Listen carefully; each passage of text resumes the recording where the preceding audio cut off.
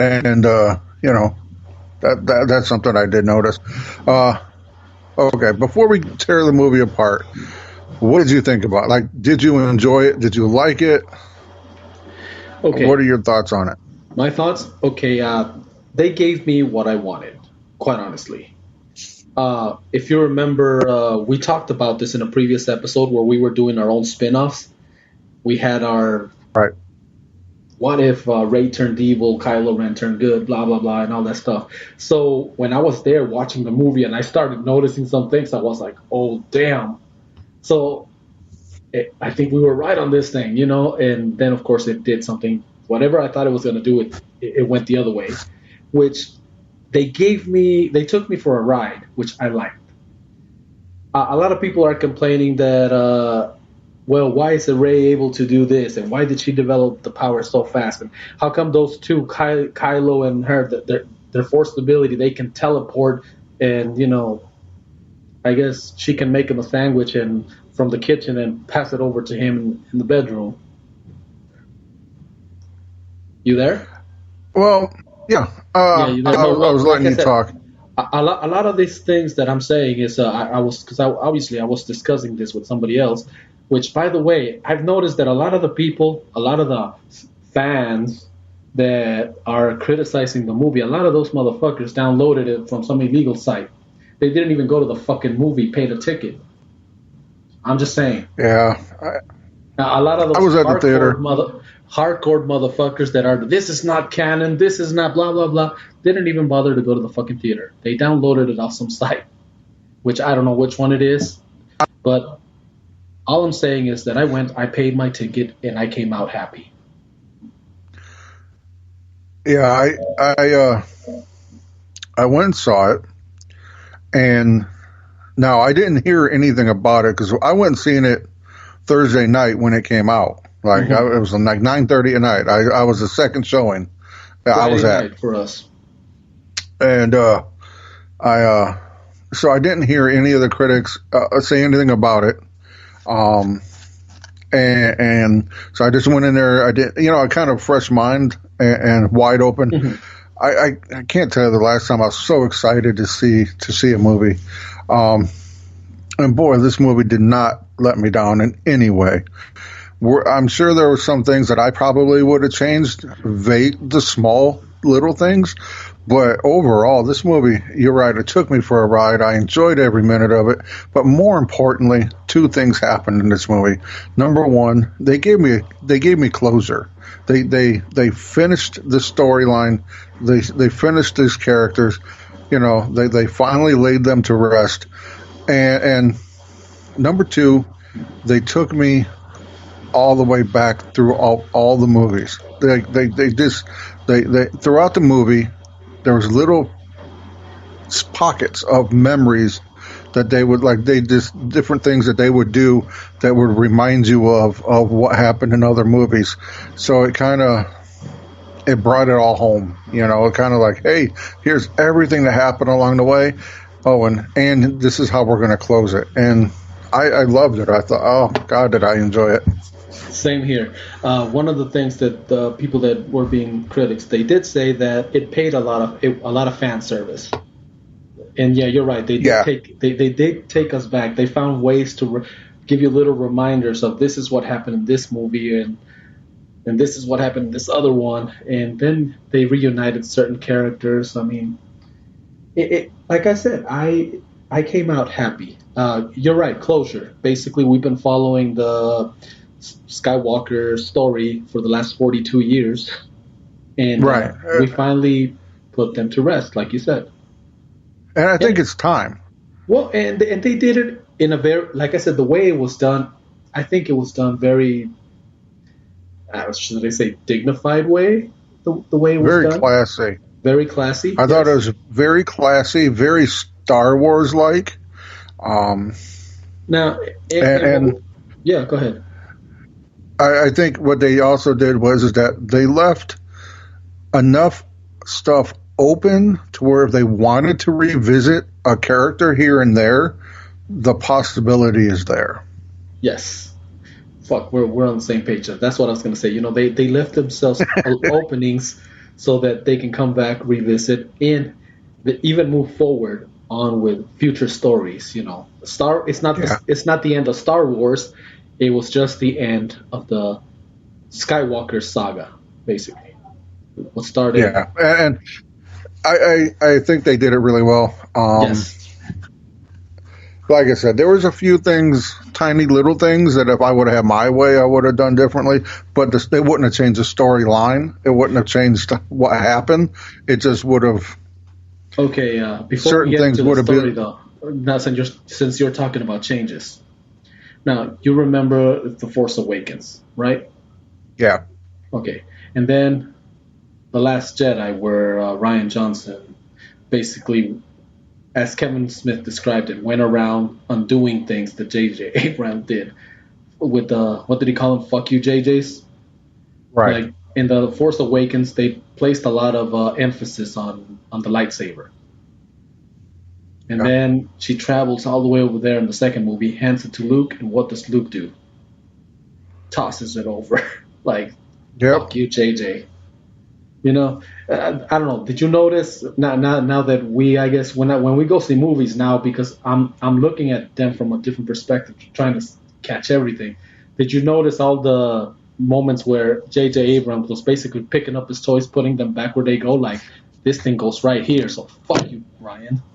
Fuck you, Ryan, and just putting them back. Yeah, I noticed a few of those. You're right. They were. This movie was very lightsaber heavy. And the last one was not at all. Almost a disservice to it. You know what I mean? Like when I go and see Star Wars, I want to see fucking lightsabers. You know? Yeah, I came here to see laser swords, man. Yeah, fucking laser swords. But yeah, so that's how I felt about it. Let's tear into this, because there were some other things that I heard some other people talk about, and once I heard them say it, it made a whole lot of sense. Kind of like the different colors, the red, the yellow, and the blue palette, and how the last movie was very red, and this one was very, very. It had those colors, but it wasn't prominent. It was a lot more muted, but in very important places. I'll say that. So, and this film also gave a whole lot of shit for people that are really deep into this kind of thing to really get their heart on and jerk off all over. As far as there's so many different things in here that really diehard fans can stop it, pause it, really dissect it, and get into the canon. I got to give my nod to J.J. Abrams for that one, because he really put it out there for fans, and I do think this movie was for fans. I don't think it was for just average everyday people just going to see a movie. This movie was made for fans. Yes. There's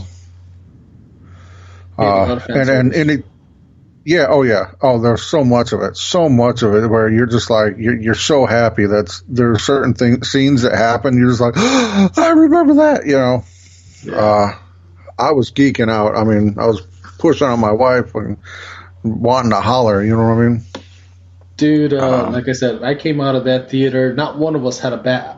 Normally, sometimes when we see a movie, sometimes we come out and like, well, they could have done this or they could have done that. All my family, we all came out like, hey, that was a good movie. They did what they were supposed to do. So big props to J.J. Abrams. You know what? I don't know if this would be the correct thing to say, but I think he's like the Steven Spielberg of this generation. You know what I'm saying? Or is that he's certainly done a lot? That's for sure. Because when I was a younger youngster growing up, if you ask me what director in the movies came to mind, was always like an iconic director. To me, Steven Spielberg, obviously Goonies, E.T., Indiana Jones, Yep. He did all of them. All of the ones that we're pretending to be running around as little youngsters, he made. Yeah. Yep. Yeah. So, okay. Let's tear into this bitch. Can we tear into this motherfucker? Because, I don't know. God damn it, dude. I'm ready. I'm super ready. I've been wanting to talk about this fucking movie and to a fan for a long time because my wife and kids like the movie, but they're not. You know how it is. It hasn't meant as much to them as it did for me. You know what I mean? Growing up and whatnot. Yeah. So, movie opens up, and all of a sudden, out of nowhere, we hear fucking Kylo hears the voice of Senator the Emperor Palpatine. Yes. Right? Now, immediately I got chills. I just got chills. They did that scene so well. Yes. You know? And he's like, I have been the voice you have heard through the years. And he goes through all of them. I was just like, that effect. So well. What they use Snoke's, Darth Vader's. Yep. That was so fucking awesome. I remember that part. Oh, that was so gave me fucking chilly bumps. And you know, of course, he says, yeah, whatever. And then the next thing that got me really well was when Kylo goes there, and we see the Emperor for the first time. And but yet, if you look in the vat, there was Snoke in the vat, and it almost looked like dead, like the fucked up version of Anakin, but I couldn't tell. It kind of went by too fast. Talking about fucking. He was cloning. Yeah, he was cloning different versions. So right there at the start, they gave us kind of like the backstory on Snoke. He was a clone that the Emperor used to get to Ben Solo. To get to Kylo. Yep. And then the next thing that happened that really, once again, was one of those memory things, was he's talking to Kylo about immortality. You will have supreme immortality. And if you flash back, he told the same thing to Anakin. Yes, in one of the prequels. That light show. I think they were watching that was the same. He told Anakin the same thing about immortality. You know, he will be. You know, you'll have immortality, and so, and then Palpatine reveals to Kylo the First Order, and which I thought was really cool. They called it the Final Order, and as a movie of closure, you know, I thought that was really cool. And then it's revealed, and it's fucking big. Yeah, Jesus, is it big? And it also goes into.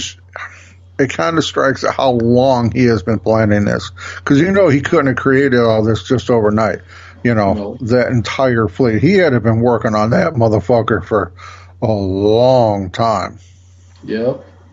And then we flash over and we see Poe and we see Finn and Chewie, and they're playing hollow chess on the Falcon.